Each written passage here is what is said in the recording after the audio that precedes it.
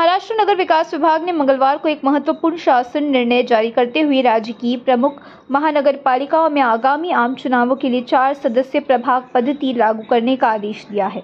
यह आदेश पुणे, नागपुर, ठाणे, नवी मुंबई, कल्याण डोंबिवली, छत्रपति संभाजी नगर, नासिक, पिंपरी चिंचवड, वसई विरार और मीरा भाईंदर जैसी महानगर पालिकाओं पर लागू होगा।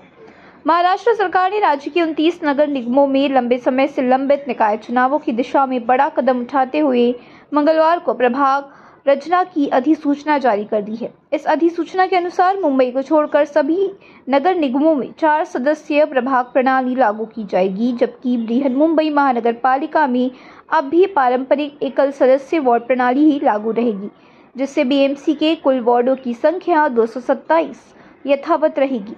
राज्य के नगर विकास विभाग द्वारा जारी अधिसूचना में बताया गया कि जिन नगर निगमों में 4 सदस्यीय प्रणाली लागू की जाएगी, वहां प्रत्येक प्रभाग से अधिकतम 4 नगर सेवक चुने जाएंगे।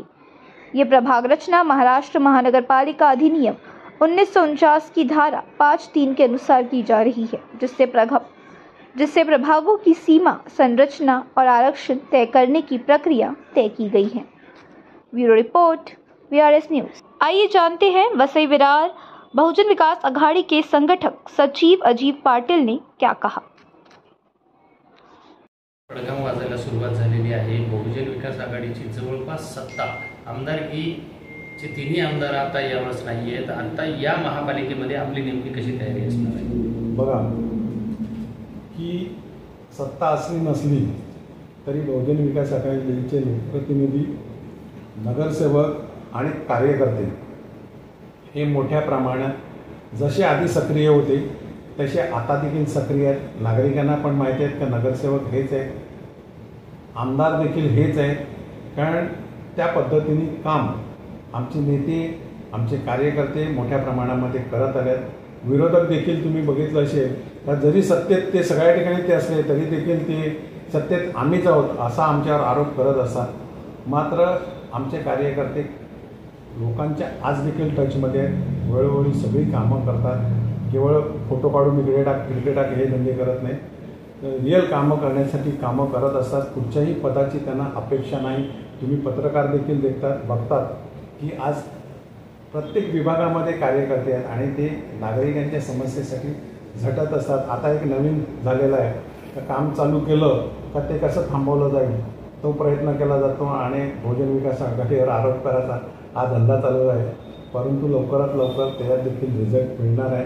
महापालिका निवडणुकीमध्ये रिझल्ट तुम्हाला माहिती आहे का प्रत्येक विभागामध्ये कार्यकर्ते, इच्छुक उमेदवार मोठ्या प्रमाणामध्ये आहेत आणि 100% बहुजन विकास आघाडी आणि त्यांचे जे कोणी मित्रपक्ष असतील 100% निवडून येतील।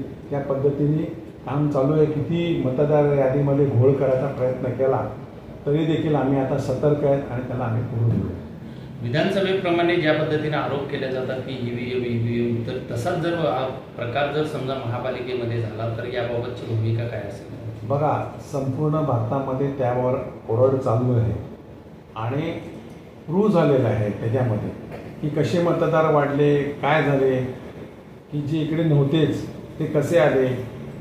माननीय कलेक्टर साहेबांच्या इकडे मीटिंग झाली होती आणि त्यावेळी उद्धव ठाकरे एकनाथ शिंदे साहेबांच्या शिवसैनिकांनी आरोप केले होते तिकडे की सुरतमधले लोक येऊन इकडे मतदान करून गेलेले।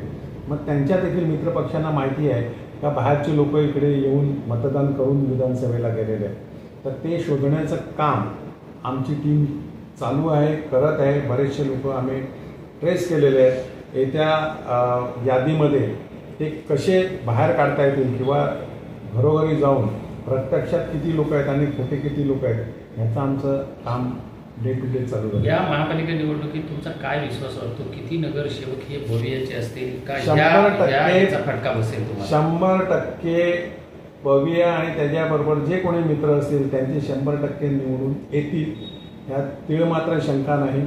कारण तुम्ही बघितलं असेल का लोकांबरोबर ग्रासरूटला डे टू डे 24 तास हे बहुजन विकास आघाडीचे कार्यकर्ते मोठ्या प्रमाणात कामाला आहेत।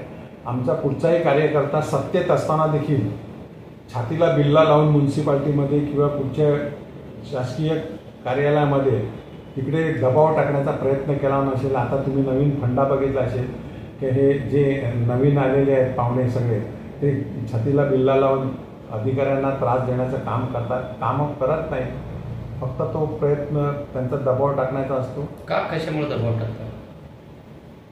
मी एक लक्षात घ्या, आता काम करणारा जो कार्यकर्ता आहे त्याला सगळेजण ओळखत असतात आणि ज्याची ओळख नाही त्याला स्वतःचा बिल्ला लावून प्रेशर टाकण्याचा प्रयत्न करत असतात.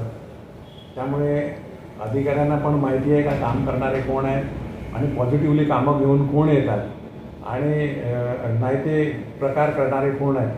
त्यामुळे निश्चित का आमचे बहुजन विकास आघाडीचे जे कार्यकर्ते आहेत, माझे नगरसेवक आहेत, लोकप्रतिनिधी आहेत, काय आरोप आहे का तुमचा की नेमका काय आरोप आहे? थेट आरोप काय तुमचा? आमचा एवढंच म्हणणं आहे का कुठचाही पक्ष असो त्यांनी सनदशीर मार्गाने कामं करायला पाहिजेत.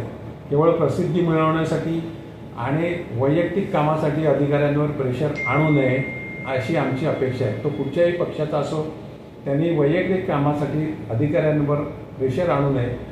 जनतेसाठी लोकांसाठी प्रेशर आणलं पाहिजे आणि आम्ही बहुजन विकास आघाडीचे कार्यकर्ते काम करत असताना कुठचाही भेदभाव न करता सर्व पक्षीयांना घेऊन सगळ्या पक्षांसाठी सर्व धर्मियांसाठी आम्ही काम करत असतो.